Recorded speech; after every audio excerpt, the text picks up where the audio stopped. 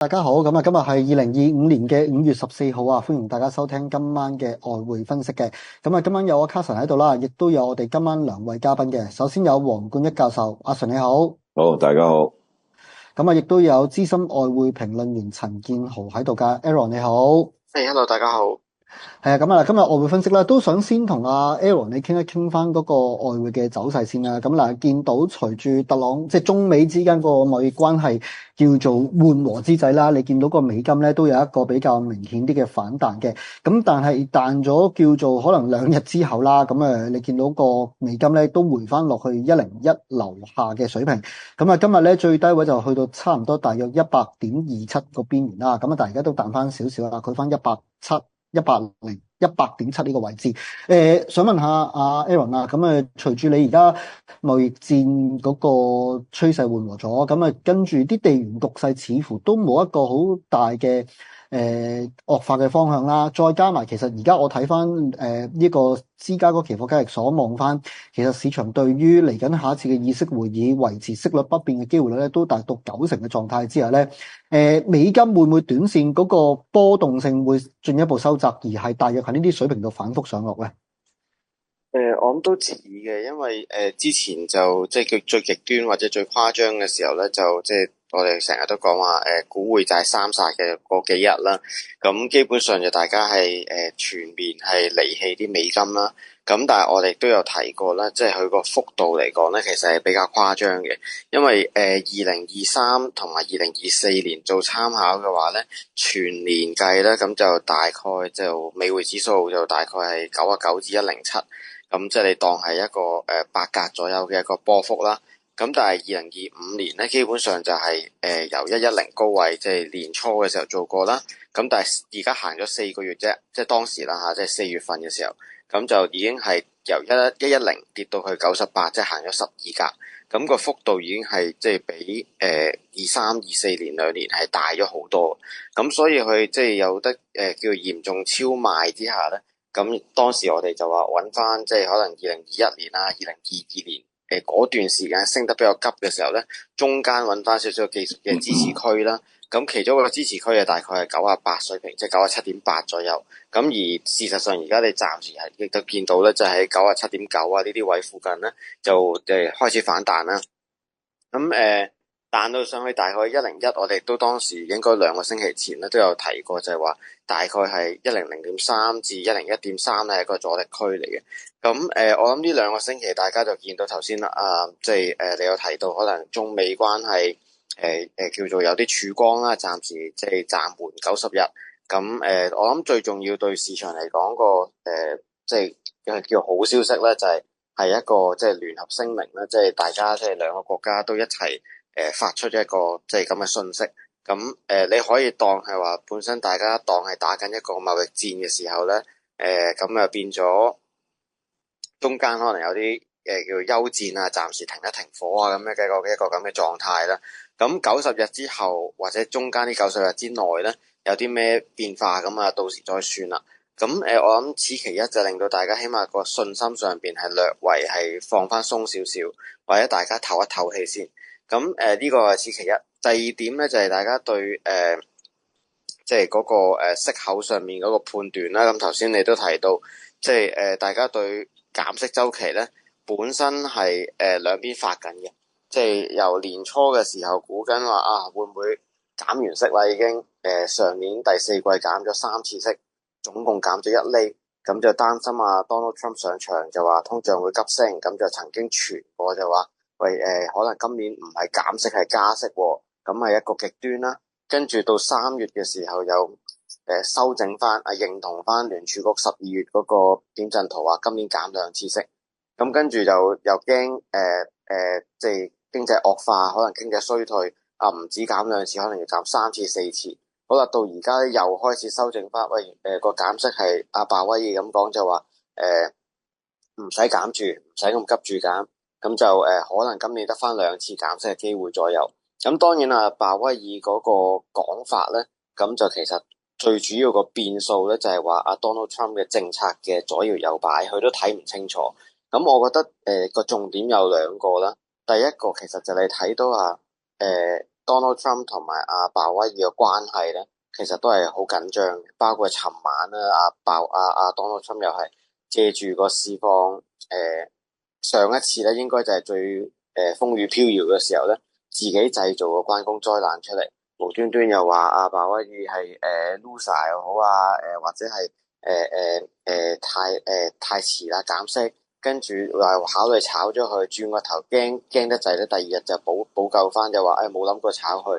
咁佢而家趁住呢個市況冇乜嘢，即係淡靜啲嘅時候咧，又尋日出咗個 post 咧，又係繼續話啲油價跌咗啦，要減息啦，阿鮑威爾你太遲啦。咁我覺得佢就即係借佢自己呢啲社交平台去同緊阿鮑威爾對話啦。咁但係呢啲嘢其實可以閂埋門傾，或者你打個電話自己私底下講冇人知噶嘛，其實係。咁但係我諗鮑威爾亦都調翻轉咁諗啦。如果你個老細成日係咁喺度揾啲即係借頭借路就喺度鬧緊你嘅時候咧，可能我都未必會想私底下同佢咁多溝通。咁寧願就不如我即係聽其言觀其行。咁啊睇下你即係成個政策上有即係明朗化先啦。咁而家就變咗爭取啲時間就係。我既然我都唔想同你講啦，我直情睇你做啲咩嘢算數啦。盡量可以接觸嘅接觸少啲越好啦。費事同你通電話又俾你鬧過咁樣，即係我覺得有少少咁嘅情況。咁如果係咁嘅話咧，暫時佢用係一個叫觀察期啦。咁即係話呢90日之內咧，佢都仲係睇緊究竟你個政策最終係個版本係點樣，到時先去判斷咧就係減息或者加息。咁即係佢都係尋日就出咗個 CPI 嘅。本身就即係你可以純粹睇字面解讀，就係 CPI 跌咗即係只係升2.3%咧，即係有個向住2% 嘅進發啦。咁理論上應該係有減息嘅空間嘅。咁但係始終而家個重點就係個關稅政策。咁所以我諗喺呢90日既然未明朗化之前咧，鮑威爾亦都冇乜誘因咧，就突然間不如減息或者加息，寧願繼續睇定啲。好啦，咁所以如果時間性上邊咧，似乎佢用半年時間去觀察，咁就好合理。咁即係6月份個議息會唔會即刻放風話7月就要減息咧？個機會其實都偏低。頭先你講話即係90成就覺得6月份唔減息啦。7月減息咧，其實都係大概得7成左右。咁即係有3成人其實都係覺得去到9月份先減，因為8月就冇議息會，但係有個 Jackson Hole 會議。咁所以我諗你計翻嗰90日由5月去計，即係3個月時間咧，即係大概5、6、7月啦。咁應該就係一個即係叫關稅政策最終版本落實，可能喺8月公佈嘅時候，咁變咗就9月份先減息，就係一個合理嘅推測啦。咁所以變咗 that's why 點解即係大家覺得美國又唔使咁急住減息，咁理論上咧就係對美金係一個即係叫好少少嘅消息，所以即係有得反彈下，覺得喺呢兩件事上邊咧都係好合理。咁但係你都比較到咧大家對美股嗰個氣氛咧係好過對美金嘅，即係個反彈嘅力度咧，美金其實都係弱嘅。咁由即係4月份嘅起點去計都好啦，或者今年年初去計都好啦，佢跌得多，但係跌得急，但係咧亦都反彈咧，其實個力度唔夠。咁所以咧，即係我諗你見到呢一刻第一步就可能102就係個阻力啦。咁你當98至102之間。咁如果真係去升得穿，再有叻少少可以彈高啲嘅話咧，我諗103、104呢啲位咧，其實大家又更加有興趣咧，就係大手少少去沽隻美金。咁所以我覺得大家可以分2個階段去判斷啦。你可以搏一個短線投機性嘅反彈。咁但係如果你話中線少少嘅話咧，似乎大家對美金嗰啲信心危機都係會有啲擔心、有啲保留嘅情況下咧，就唔係一個即係長線去買美金嘅一個機會，反而可能104呢啲位附近咧，應該就大家就有興趣大手啲去沽一沽隻美金，買翻啲外幣咯。嗱呢度講啱啱Aaron 提到一樣嘢就係特朗普又再出術啦，出口術就逼呢一個聯儲局去減息啦。咁阿 Sir 其實都唔係第一次啦，不過似乎即係阿鮑威爾都好似唔係好驚你，都即係繼續講話，我總之我睇住而家個數據啦，咁睇住貿易戰因素影響啦。但係即係如果照咁樣講，其實會唔會真係喺上半年其實美國係冇減息空間，而喺下半年可能最多都係減1至2次。如果係咁嘅話，對於個美金嚟講，其實係咪又少咗個影響喺呢一度咧？美國咧應該係冇減息空間嘅。你舊年減3次咧，有少少夾硬嚟啦，已經。因為你個通脹未落到你2%，即係當然你唔係落到2%先嚟減，你都有啲即係 anticipation 話佢會落去，咁你先減啦。咁但係你係咪落嚟咧？你個 core 係咪阿 Aaron 已經講咗佢嗰個2.3係 nominal 噶嘛？佢個核心嗰個仲係2.8噶嘛 ？CPI 係咪？你嗰個 core PCE 你都仲係2.6噶嘛？咁你而家基本上你係冇減息嗰個條件噶嘛？同埋你而家突然間整咗啲咁嘅關稅出嚟咧，真係咁啊！就係你都唔知個市會點。第二就係話你啲關稅好啦，你而家就算同中國講掂個數，中國好啊，我都係賣翻啲嘢俾你。咁我而家做咗咁多賣唔出，我拱晒俾你啦。我點知你3個月後會唔會發癲啊？咁我都係唔好做咁多住啦，係咪？你要先算啦。咁變咗咧，你又冇代替品，你變咗你3個月後可能咧，你嗰個有啲嘢加咗上去，減唔翻落嚟噶啦，係咪？有啲上咗價加咗上去，喂冇啊，咁突然間你有，你都唔會減翻落嚟噶啦，啲友已經習慣咗買。咁你啲通脹咧一定上去噶啦。咁你減咗啲能源食品，你能源又上翻嚟63蚊、63個幾嗰啲咁嘅油。食品你又人哋唔同你買，你可能咧自己內卷啊變咗嚇，你自己你牛肉賣唔賣得咁多，你唔賣俾中國，你啲大豆賣唔賣咁？有啲佢曾經即係我聽過消息就係佢將啲大豆運去巴西賣俾中國打翻回頭嘅。呢啲大豆都唔係你出嘅，呢啲大豆係你大佬出噶嘛，你樓上個大佬，跟住又唔同佢買。嗱，咁呢啲咁樣嘅嘢咧，我覺得係個通脹咧想落咧係好難嘅。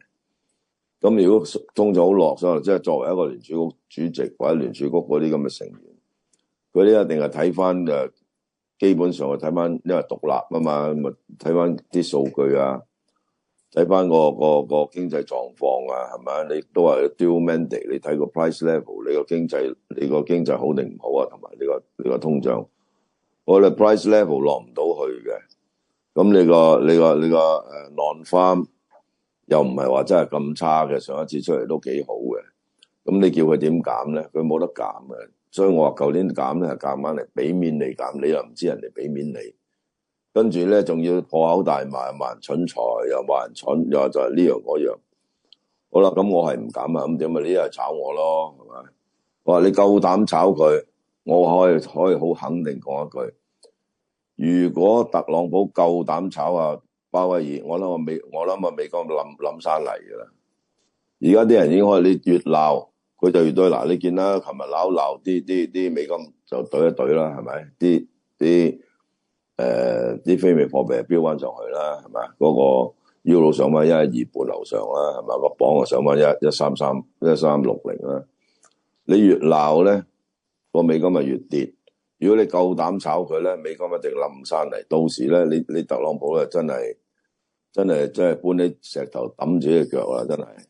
咁咧就，如果作為一個聯儲局主席或者佢哋啲委員，佢哋一定唔會聽你支笛嘅。就算你裏邊係有 Republican，咁呢個鮑威爾都係 Republican 嘅啦，係咪？就算你裏邊有特朗普嘅粉絲，一日有鮑威爾喺度，佢一定一日咧都唔會向你低頭嘅。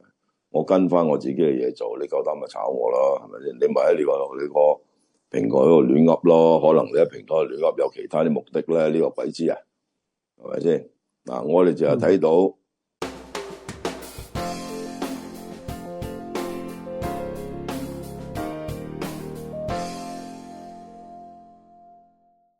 大家好，我係黃冠一，個個都叫我黃 Sir 嘅。而家 join 我嗰個 Patreon 咧，就可以率先知道我獨家對市場嘅分析。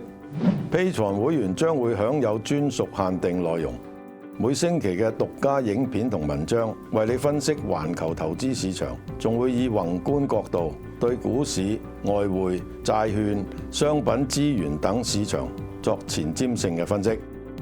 少少嘅付出，隨時為你帶嚟意想不到嘅回報。立即 join我 Patreon啦！